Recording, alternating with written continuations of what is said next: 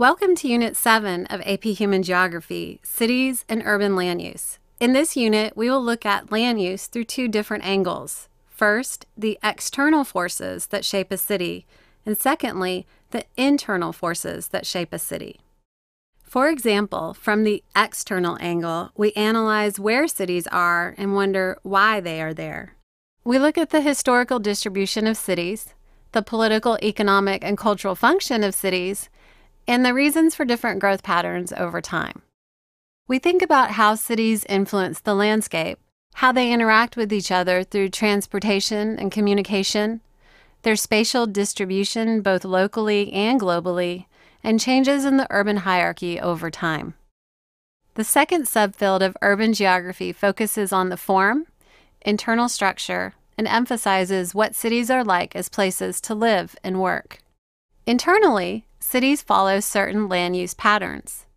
Some cities are planned, but most cities evolve organically from an original resource supply. For example, construction in rings around the central business district or sectors stemming from a central node is common in North American cities, but cities in other parts of the world may center around a port or colonial area. So how did cities begin? It's hard to imagine a world without cities. But assuming humans have been on the Earth for 100,000 years, they formed no permanent settlements for the first 90,000 of them. According to archaeological evidence, cities began about 10,000 years ago. As agriculture advances, like irrigation created surplus, job specialization was possible. Most people remained rural farmers, but some became skilled craftsmen and priests. As systems became more complex, the need for leadership and organization arose. This is what we now call government. The site and situation characteristic most critical for early city development was the ability to defend the settlement. Rivers aided transportation, but hilltops offered defensive advantages.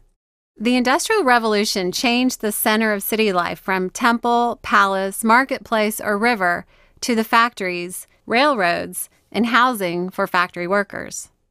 A city simply needs a node and residents that are not primarily agriculture-based in labor, as land near the market, or what we today call the central business district, is usually too expensive to allow for the type of space needed for farming. Most cities, as opposed to rural settlements, have a high density, a large amount of diversity, and are large enough that the residents don't know all of the other residents, creating a sense of anonymity. Important world cities have ebbed and flowed, and after the fall of the Roman Empire, the majority of large cities were located in the east, like Baghdad, Constantinople, which is today's Istanbul, and Cairo. It was just in the last 200 years that London became a dominant world city, and it remained so with New York and Tokyo.